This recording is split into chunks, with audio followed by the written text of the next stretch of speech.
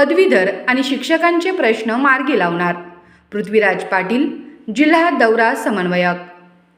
शिक्षण खात्याकडे प्रलंबित असलेल्या शिक्षकांची कामे व विविध शासकीय कार्यालयाकडील पदवीधरांच्या प्रलंबित कामाचा निपटारा होण्यासाठी तातडीने कार्यवाही केली जाईल।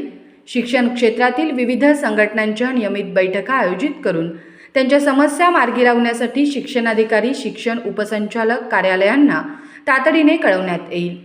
शिक्षक व पदवीधर मतदार नोंदणी करताना त्यांच्या प्रलंबित कामाची नोंद घेऊन त्या सोडवण्यासाठी स्थानिक पातळीवर प्रयत्न करण्याच्या सूचना दिल्या आहेत। स्थानिक पातळीवर कार्यकर्त्यांची कामे झाली पाहिजेत। जनतेची कामे करणारा भाजपा हा एक नंबरचा राष्ट्रीय पक्ष आहे।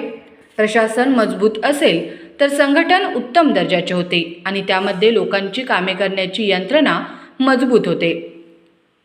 प्रदेशाध्यक्ष माननीय रवींद्रजी चव्हाण यांच्या आदेशानुसार शिक्षक व शिक्षकेतर कर्मचारी आणि पदवीधर यांची प्रलंबित कामे निकाली काढण्यासाठी जिल्हानिहाय बैठका आयोजित करण्यात येत आहेत।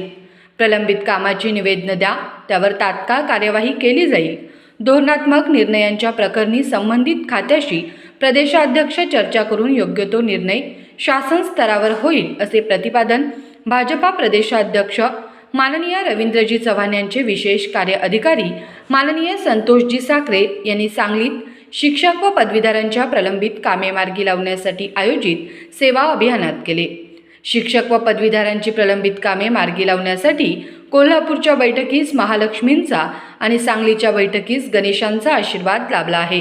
त्यामुळे सेवा अभियानातून शिक्षक व पदवीधरांचे प्रलंबित प्रश्न मार्गी लागून निश्चितच त्यांना दिलासा मिळेल, असे प्रतिपादन जिल्हा दौरा समन्वयक पृथ्वीराज पाटील यांनी केले।